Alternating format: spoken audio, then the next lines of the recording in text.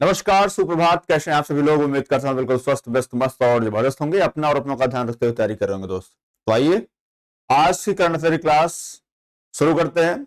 और शुरू करने से पहले वही पुराना एकमात्र निवेदन कि अगर आप चैनल पर नए हैं तो लाइक कर लीजिए, शेयर कर लीजिए, सब्सक्राइब कर लीजिएगा दोस्त। यह क्लासेस जो आज से कंटिन्यू हो रही हैं वो बिहार के एग्जाम के पॉइंट ऑफ व्यू से और DSSB के एग्जाम के पॉइंट ऑफ व्यू से अति महत्वपूर्ण है। वैसे तो करंट अफेयर सारे एग्जाम्स के लिए महत्वपूर्ण होती हैं, लेकिन बिहार के लिए स्पेशली हमने ले रखा है इसको। ठीक है दोस्त, तो चलिए बिना देरी किए हुए लेते हैं अपना पहला प्रश्न। क्या है दोस्त पहला प्रश्न है, नारी शक्ति वंदन अधिनियम 2023 में विधानसभा एवं लोकसभा में महिलाओं को 33% आरक्षण का प्रावधान कितने वर्ष के लिए लागू होगा? जो प्रावधान किया गया कितने वर्ष के लिए लागू होगा? ऑप्शन ए 10 वर्ष, ऑप्शन बी 12 वर्ष, ऑप्शन सी 15 वर्ष, ऑप्शन डी 18 वर्ष। बताइए दोस्त इसका सही जवाब क्या होगा? महिला आरक्षण विधेयक। ठीक है दोस्त, चर्चा कर लेते हैं। तो महिला आरक्षण विधेयक जो है ये आपका पता है आपको 128वां संविधान संशोधन है, संविधान अधिनियम है दोस्त। क्या? संविधान संशोधन अधिनियम है। ठीक है, संविधान संशोधन। ठीक है, 128वां संविधान संशोधन जो हुआ है विधेयक। ठीक है, इसमें महिलाओं को लोकसभा और विधानसभा की सीटों में 33% आरक्षण की बात कही गई है। ठीक है, उसके बाद यह संविधान विधेयक था और 106वां संविधान संशोधन अधिनियम, संविधान संशोधन अधिनियम के द्वारा क्या कर दिया गया दोस्त? इनको 33% आरक्षण दे दिया गया। ठीक है, अब आपसे हो सकता है प्रश्न ये पूछ लिया जाए कि ये कितने वर्षों के लिए लागू हुआ? तो ये दोस्त कितने वर्ष के लिए? 15 वर्ष के लिए। कितने वर्ष? 15 वर्ष के लिए हुआ। और इस विधेयक को पेश किसने किया हो सकता है आपसे ये पूछ ले तो अर्जुन राम मेघवाल। कौन? यही है हमारे कानून मंत्री अर्जुन राम मेघवाल। अर्जुन राम मेघवाल ये हमारे क्या है? कानून मंत्री दोस्त। ठीक है, तो बताइए इसका सही जवाब क्या होगा? ऑप्शन नंबर सी बिल्कुल सही हो जाएगा। ठीक है, चलिए आगे बढ़ते हैं दोस्त, अगला प्रश्न लेते हैं। क्या है भैया?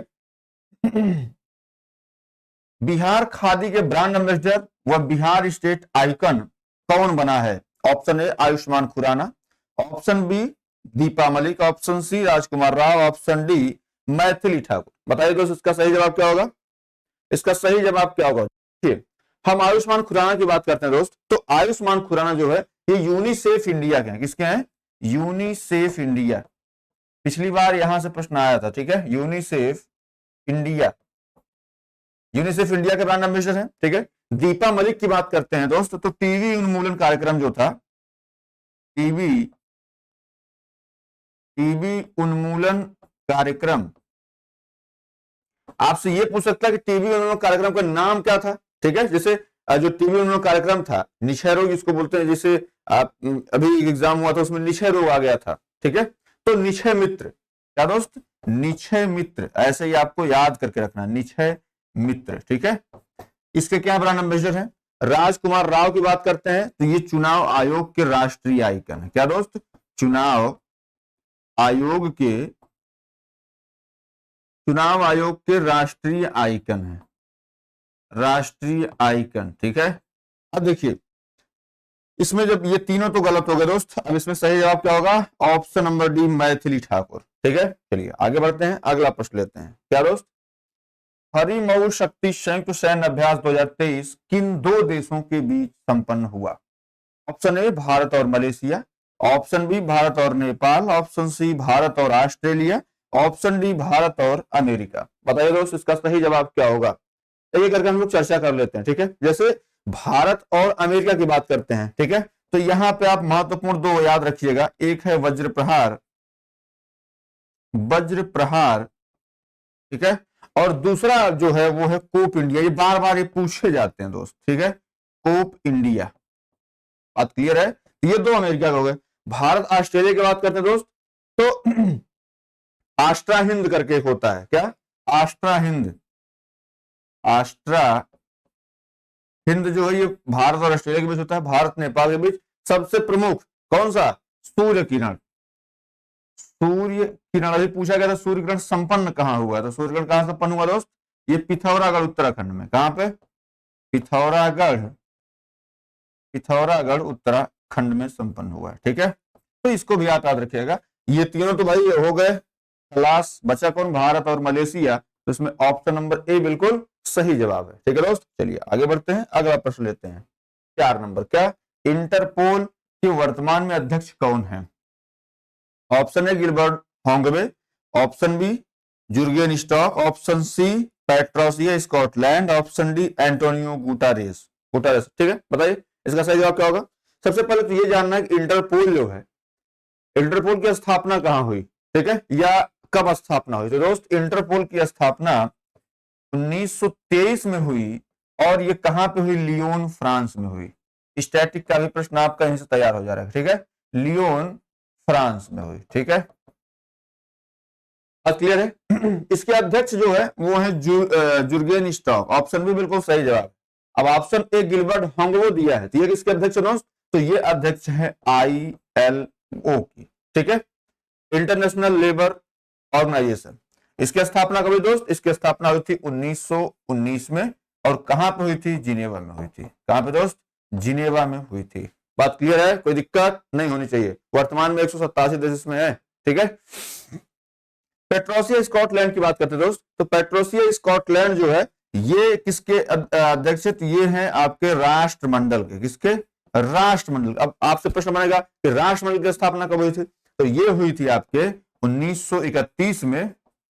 1931 में कहां हुई थी दोस्त? लंदन में हुई थी। कहां पे? लंदन। कहां पे? इंग्लैंड में है। बात क्लियर है? अब यहाँ पे एंटोनियो गुटेरेस की बात करते हैं दोस्त। तो ये किसके अध्यक्ष हैं? ये हैं यूएनओ के। ठीक है, यूएनओ के। और यूएनओ की स्थापना कब हुई थी? 24 अक्टूबर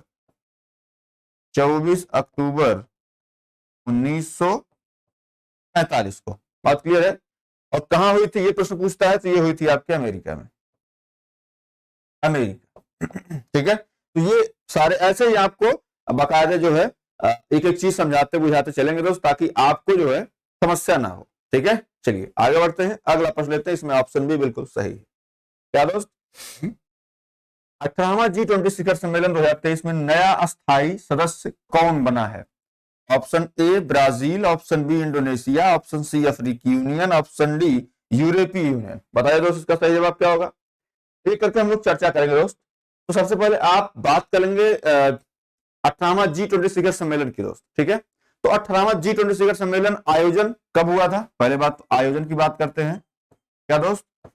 आयोजन, तो आयोजन हुआ आपका 9 से 10 सितंबर। आपसे 3 से 4 महीने करंट अफेयर पूछा जाएगा, और हो सकता है जो है जो पढ़ाया जा रहा वही सीधे सीधे पूछ लिया जाए। ठीक है, तो ये आयोजन 9 से 10 सितंबर 2024 को हुआ था। और ये हुआ कहां पर दोस्त? ये हुआ था भारत मंडपम, भारत मंडपम नई दिल्ली। भारत मंडपम नई दिल्ली। और क्या प्रश्न आ सकता है दोस्त? और हो सकता पूछ ले इसकी थीम क्या थी? क्या इसकी थीम क्या थी? तो इसकी थीम थी वसुधैव कुटुंबकम। क्या दोस्त? वसुधैव कुटुंबकम, कुटुंबकम। ठीक है, वसुधैव कुटुंबकम, one earth one family one future. ठीक है, one earth one earth one family one future, ये इसकी थीम थी। ठीक है, वन फ्यूचर, ये इसकी थीम थी दोस्त। ठीक है, अब आपसे क्या पूछा जा सकता है? भारतीय शेरपा कौन थे? कौन भारतीय शेरपा? भारतीय शेरपा कौन थे? ये प्रश्न पूछा जा सकता है, पूछा नहीं, पूछा जा सकता है। ठीक है, तो ये कौन थे दोस्त? अमिताभ कांत। कौन थे? अमिताभ कांत। ठीक है, अमिताभ कांत थे।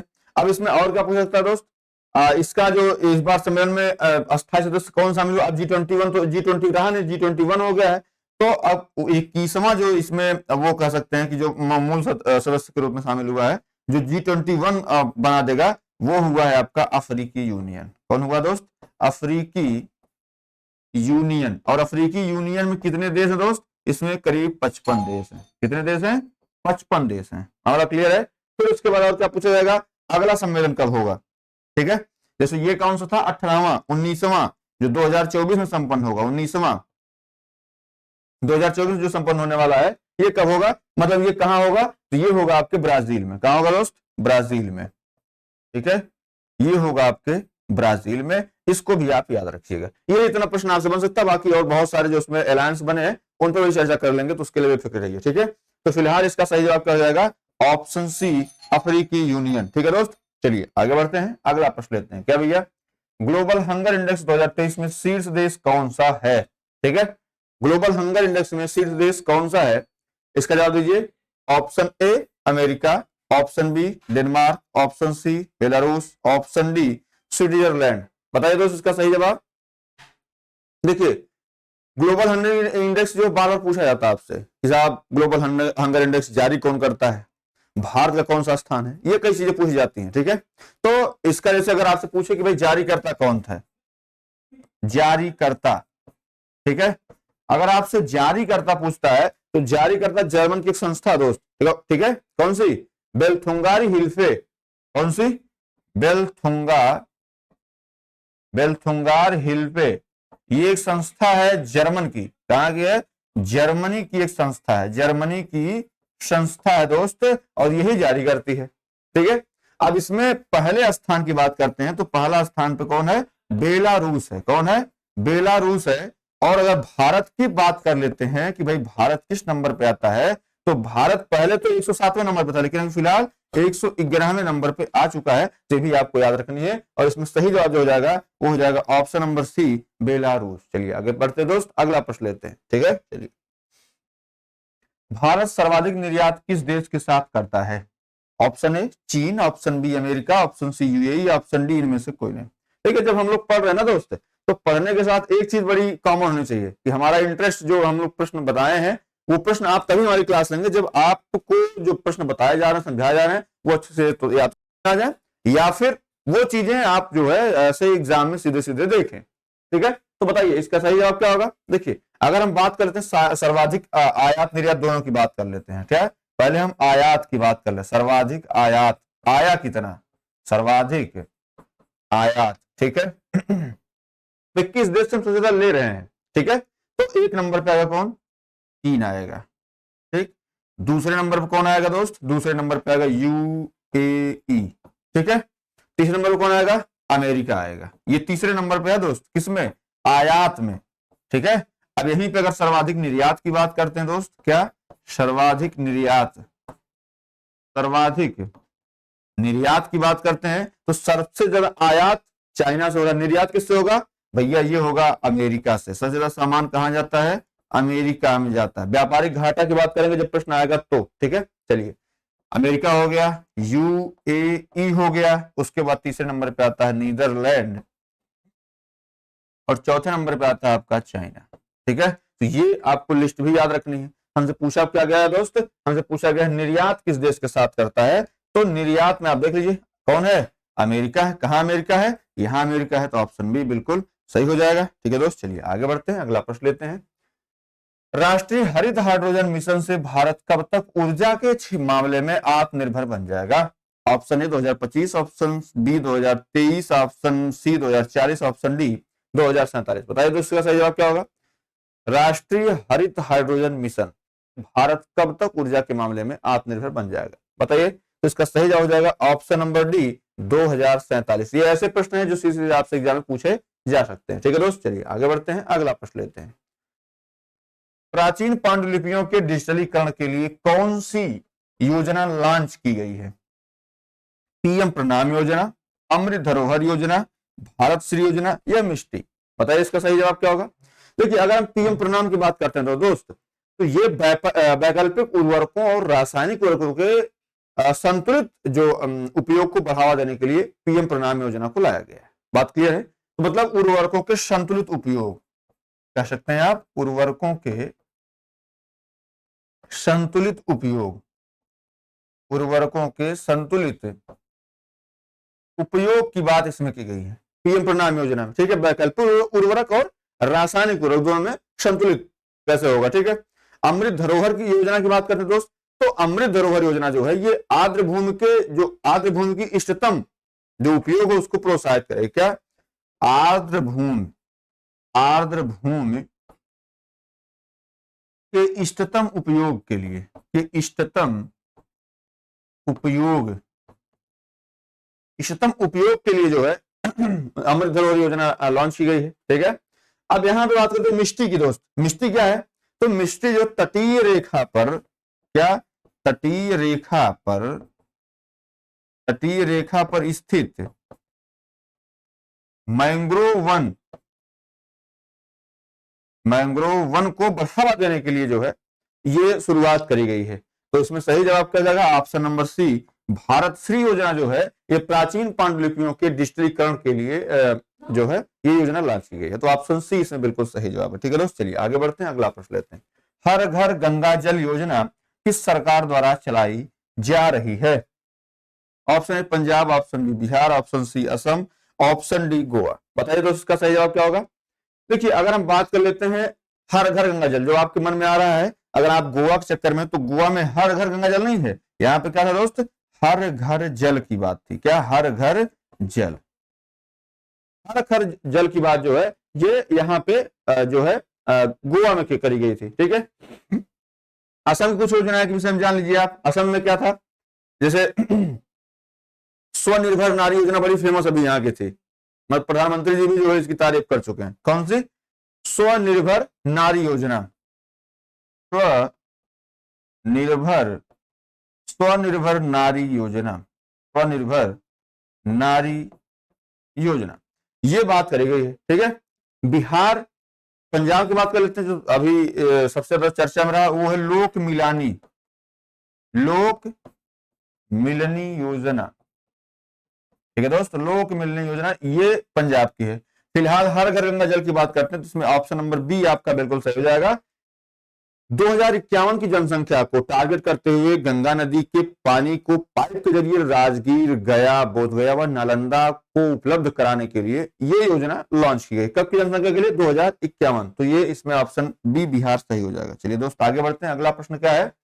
कौन सा बैंक विश्व का चौथा सबसे मूल्यवान बैंक बन गया है? Most important question. ठीक है, ऑप्शन है SBI, option B BOB, option C HDFC, option D Allahabad Bank. बताइए इसका सही जवाब क्या होगा दोस्त? इसका सही जवाब क्या होगा?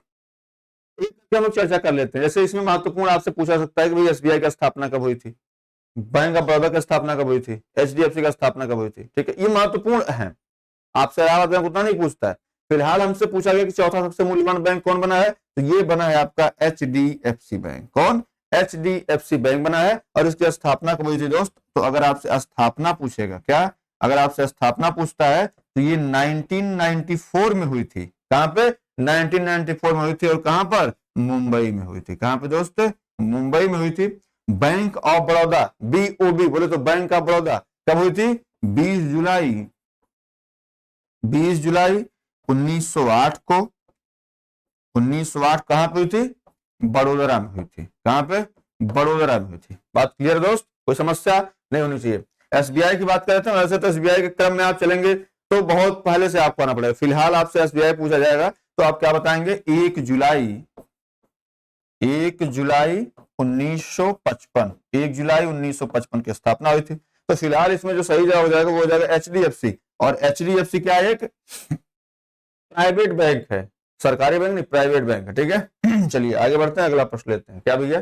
भारत सरकार ने कब तक सेमीकंडक्टर रिसर्च सेंटर की स्थापना का लक्ष्य रखा है? Option A 2024, option B 2025, option C 2028, option D 2030। बताइए इसका सही जवाब।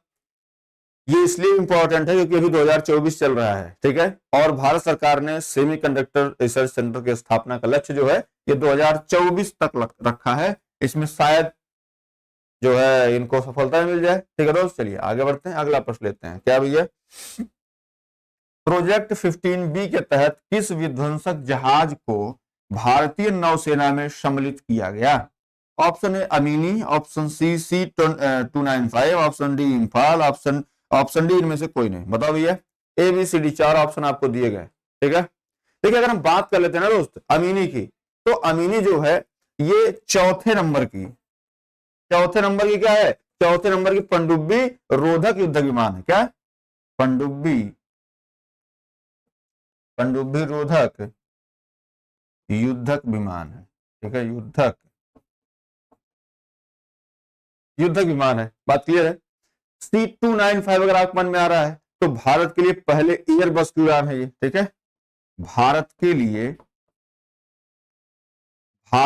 लिए पहली एयरबस की उड़ान है, ठीक है, एयरबस की उड़ान है, ठीक है। अब ये तो हो गया आपका, तो भैया दो तो ऐसे गलत हो गए, लेकिन जो आपका इम्फाल है ना दोस्त, ये प्रोजेक्ट 15B के तहत जो है इस विध्वंसक जहाज को भारतीय सेना में सम्मिलित किया गया। चलिए आगे बढ़ते हैं दोस्त, अगला प्रश्न लेते हैं। क्या भैया 14 नंबर, दुनिया का पहला 3D रॉकेट कहां से लॉन्च किया गया, ठीक है, बताइए।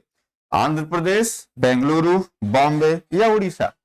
बताइए इसका सही जवाब क्या होगा दोस्त। इसमें 3D वाले बहुत सारे प्रश्न आ रहे हैं, ठीक है दोस्त, तो इसको आप प्रिपेयर रखिएगा। जैसे अगर आपसे ये पूछे 3D प्रिंटेड डाकघर कहां पे है, 3D प्रिंटेड डाकघर कहां पे दोस्त, ये है आपके बेंगलुरु में। कहां पे है, बेंगलुरु में है। क्लियर, ये प्रश्न आ चुका है, ठीक है। अब यहीं पे अगर आपसे पूछे 3D मंदिर कहां पे है, क्या 3D मंदिर अगर आपसे पूछे तो ये कहां दोस्त, ये है आपके तेलंगाना में। कहां पे है, तेलंगाना में है। बात क्लियर है, बेंगलुरु तेलंगाना हो गया। अब यहाँ पे क्या पूछा, 3D रॉकेट, तो श्रीहरिकोटा से। कहां पे दोस्त, श्रीहरिकोटा। श्रीहरिकोटा, राइटिंग थोड़ी गड़बड़ है, आप लोग इस पर ज्यादा ध्यान मत दीजिएगा। तो ऑप्शन ए इसमें बिल्कुल सही जवाब हो जाएगा। चलिए आगे बढ़ते हैं दोस्त, अगला प्रश्न लेते हैं। क्या भैया, भारत का पहला वेटलैंड शहर कौन बनेगा? Option A Udaipur, option B Jaisalmer, option C Jaipur, option D इनमें से कोई नहीं। बताइए दोस्त इसका सही जवाब क्या होगा। सबसे पहले मन में आपके आ रहा था भाई वेटलैंड क्या होता है, आ रहा ना।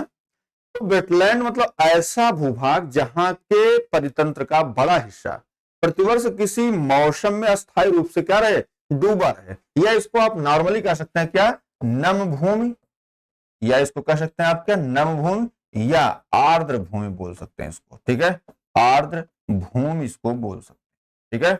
मतलब ऐसा कोई हिस्सा जो मतलब एक परितंत्र ऐसा जो प्रतिवर्ष जो है किसी मौसम में अस्थायी रूप से क्या डूबा है। तो ये इसमें आपका सही हो जाएगा option number A, option number Udaipur जो है बिल्कुल सही जवाब है, ठीक है दोस्त। चलिए आगे बढ़ते हैं, अगला प्रश्न लेते हैं। क्या भैया, पर्यावरण मंत्री भूपेंद्र यादव ने कहां पर अरावली पर्दा परियोजना का अनावरण किया? Option A Madhya Pradesh, option B Bihar, option C Uttar Pradesh, option D Haryana. बताइए दोस्त इसका सही जवाब क्या होगा। अरावली पर्वतश्रेणी आपको पता है उत्तर प्रदेश में भी है, मध्य प्रदेश में भी है और आपके हरियाणा में भी है। और इसमें मतलब ये कह सकते हैं कि पूरा ये तो फैला है भाई, चारों ऑप्शन आपको सही दिख रहे हैं। लेकिन इसमें जो शुरू किया गया है अरावली पर्दा परियोजना का नाम, तो ये भूपेंद्र यादव जी ने किया है, हमारे पर्यावरण मंत्री हैं। ऑप्शन डी हरियाणा, ठीक है। और हरियाणा में ही अरावली में दुनिया की सबसे बड़ी जो जंगल सफारी पार्क है वो भी बनाया जा रहा है, तो आप इसको भी याद रखिएगा, ठीक है दोस्त। चलिए आगे बढ़ते हैं। 17 नंबर, 83वें ग्रैंड मास्टर कौन बने हैं? Option A Vignesh NR, option B Sayantan Das, option C Bupalla Praneeth, option D Aditya Samant. बताइए इसका सही जवाब क्या होगा दोस्त। एक तरफ से बहुत इसमें नहीं करना है, आपसे 80वां पूछ सकता है, 81वां पूछ सकता है, 82वां पूछ सकता है। तो विघ्नेश एनआर जो है ये 80वें नंबर के हैं, कब के 80वें। सायंतन दास जो है ये 81वें नंबर के हैं, ठीक है। और बुपल्ला प्रणीत जो है ये 82वें नंबर के हैं, ठीक है। और जो आदित्य सामंत हैं वो अभी हाल ही में 83वें ग्रैंड मास्टर बने हैं, ठीक है दोस्त। चलिए आगे बढ़ते हैं, अगला प्रश्न लेते हैं। क्या भैया, 95वां ऑस्कर पुरस्कार 2023 में सर्वश्रेष्ठ फिल्म पुरस्कार किसको दिया गया है? Option A Rocketry, option B Anatomy of a Fall, option C Everything Everywhere All at Once, option D इनमें से कोई नहीं। बताइए इसका सही जवाब क्या होगा। पहली बात ये एक एक करके हम लोग डिस्कस करेंगे, है ना। जैसे रॉकेटरी की बात करते हैं दोस्त, तो रॉकेटरी जो है इसके निर्देशक आर माधवन थे, आपको पता है, बड़ी तगड़ी फिल्म थी, है ना। और इसको क्या दिया गया है,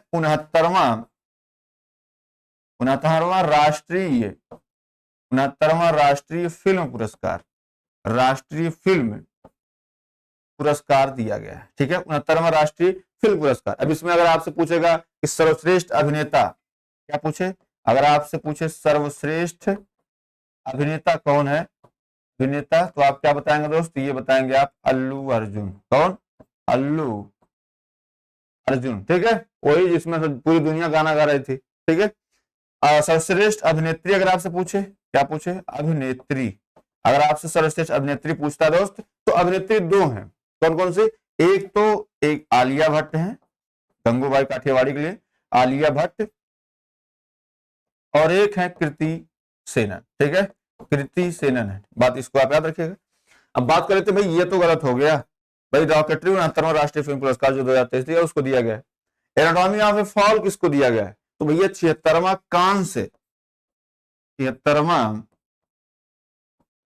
कांस फिल्म फेस्टिवल, फिल्म पुरस्कार जो है, फिल्म पुरस्कार, ठीक है, ये दिया गया है। तो भाई ये दोनों तो गलत हो गए, Everything Everywhere All at Once, क्या दोस्त, यही बिल्कुल सही जवाब है। अगर हम बात करते हैं 95वां ऑस्कर की, तो भारत की क्या स्थिति रही है, तो बेस्ट डॉक्यूमेंट्री फिल्म, क्या दोस्त, बेस्ट डॉक्यूमेंट्री जो फिल्म है, बेस्ट डॉक्यूमेंट्री फिल्म, ठीक है, तो ये आपकी भारत की जो कौन सी थी, द एलिफेंट विस्पर्स, कौन सी, the elephant whispers, the elephant whispers थी। और यहीं पर अगर आपसे ये पूछेगा कि सर्वश्रेष्ठ ओरिजिनल सॉन्ग, क्या, ओरिजिनल सॉन्ग, ओरिजिनल सॉन्ग आपसे पूछेगा तो क्या होगा, वही बाद में नहीं नाटू नाटू वाला आया था, तो वही वाला नाटू नाटू नाटू नाटू, ये बेस्ट ओरिजिनल सॉन्ग था, ठीक है दोस्त। चलिए आगे बढ़ते हैं, अगला प्रश्न लेते हैं, क्या भैया 19 नंबर, निम्न में से किसको पद्म विभूषण 2023 से सम्मानित नहीं किया गया, option A Mulayam Singh Yadav, option B Zakir Hussain, option D C Dilip Mahalanobis, option D Kumar Mangalam Birla, बताइए इसका सही जवाब क्या होगा दोस्त। आपको पता है मुलायम सिंह यादव जी को दिया गया है, ठीक है, मरणोपरांत सार्वजनिक मामले में पूर्व मुख्यमंत्री भी थे उत्तर प्रदेश के। जाकिर हुसैन की बात करते हैं दोस्त, तो ये है क्या, तबला वादक हैं, तबला वादक हैं, ठीक है। दिलीप महालनोबिस की बात करते हैं तो ये चिकित्सा के क्षेत्र में इनको दिया ही गया है, ठीक है, चिकित्सा के क्षेत्र में, बात क्लियर है। अब कुमार मंगलम बिड़ला की बात करते हैं दोस्त, तो इनको पद्म विभूषण पूछा है और इनको क्या दिया गया, पद्म भूषण दिया गया है, दोस्त पद्म भूषण दिया गया है, तो आपका ऑप्शन नंबर डी यही बिल्कुल सही हो जाएगा, ठीक है। चलिए आगे बढ़ते हैं, अगला प्रश्न लेते हैं 20 नंबर, भारत का पहला उद्योग रत्न पुरस्कार किसको दिया गया, option A Yogi Adityanath, option B Ratan Tata, option C Kumar Mangalam Birla, option D Rajendra Singh Datt, बताइए इसका सही जवाब क्या होगा। ठीक है, योगी आदित्यनाथ जी को तो क्या दिया गया, भारत रत्न डॉक्टर अंबेडकर अवार्ड, क्या, भारत रत्न डॉक्टर अंबेडकर, भारत रत्न डॉक्टर अंबेडकर पुरस्कार जो है ये दिया गया है योगी आदित्यनाथ को। रतन टाटा और कुमार मंगलम बिड़ला, तो ये महत्वपूर्ण है, पद्म भूषण भी दिया गया है इनको business leader of the decade, क्या दोस्त, business leader of the decade जो है ये दिया गया पुरस्कार, ठीक है। और राजेंद्र सिंह दत्त हैं, इनको पॉइंट ऑफ लाइट पुरस्कार, क्या दोस्त, पॉइंट ऑफ लाइट पुरस्कार जो है, लाइट पुरस्कार जो है ये दिया गया किसको, राजेंद्र सिंह दत्त को। तो अब इसमें बचते हैं रतन टाटा, इन्हीं को जो है भारत का पहला उद्योग रत्न पुरस्कार दिया गया, ऑप्शन बी बिल्कुल सही बात है। और ये पहला उद्योग रत्न पुरस्कार जो दिया गया किस सरकार द्वारा, महाराष्ट्र सरकार द्वारा, किसके द्वारा, महाराष्ट्र सरकार के द्वारा दिया गया, ठीक है दोस्त। तो इतना आप याद रखिएगा, आज की क्लास आपकी यहीं तक रहेगी और उम्मीद करता हूं क्लास आपको पसंद जरूर आई होगी, पसंद आई होगी तो आप इसको लाइक भी कर लीजिएगा, शेयर कर लीजिएगा, सब्सक्राइब जरूर कर लीजिएगा। बहुत बहुत धन्यवाद, जय हिंद।